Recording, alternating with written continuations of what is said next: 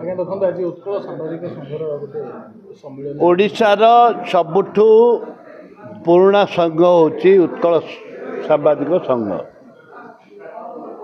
45ରେ ଦେଶ ସ୍ୱାଧୀନତା 47ରେ ହେଲା, 45ରେ ଉତ୍କଳ ସଂଘ ଆରମ୍ଭ ହୋଇଥିଲା ପୁରୀଠାରେ। ଏବଂ ସମସ୍ତ ସଂଘର ଦାବି ରହିଛି ଯେ ପେନ୍ସନ୍ କଥା ବାପା ମାଆକୁ ଅନ୍ତର୍ଭୁକ୍ତ, ତାଙ୍କ ଦରମା, ତାଙ୍କ ଇନ୍ସୁରାନ୍ସ, ମୁଖ୍ୟତଃ ତିନୋଟି ଦାବି ତାଙ୍କର ରହିଛି। ମୁଖ୍ୟ ଅନେକ ଦାବି ରହିଛି ଉତ୍କଳ ସାମ୍ବାଦିକ ମହାସଂଘର, ଅନେକ ଦାବି ରହିଛି। ତା ଭିତରେ ମୁଖ୍ୟ ହେଉଛି ତିନୋଟି।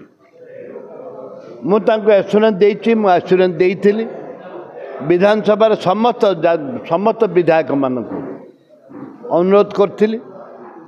ଆସନ୍ତା ଦିନେ ବି ମଧ୍ୟ ଅନୁରୋଧ କରିବି, ବିଧାନସଭାରେ ସମସ୍ତେ ଉଠେଇବେ, ସରକାରଙ୍କ ପାଖରେ ପ୍ରେସର କରିବେ ତାଙ୍କ ତିନୋଟି ଦାବି ପାଇଁ। ମୁଖ୍ୟତଃ ଦରମା, ଇନ୍ସୁରାନ୍ସ, ବାପା ମାଆଙ୍କ ଇନ୍ସୁରାନ୍ସ, ଏବଂ ଯେଉଁ 5 ଲକ୍ଷ ଟଙ୍କା ଅଛି ତାକୁ 10 ଲକ୍ଷ କରିବା ପାଇଁ, ଜଣେ ମରିଗଲେ 3 ଲକ୍ଷ ଟଙ୍କା ଅଛି ତାକୁ 10 ଲକ୍ଷ ଟଙ୍କା କରିବା ପାଇଁ, 4ଟି କଥା ରହିଛି। ତାକୁ ଆମେ ନିଶ୍ଚିତ ଭାବରେ ବିଧାନସଭାରେ ଉଠେଇବୁ। ପେନ୍ସନ୍ କଥା ବି ରହିଛି।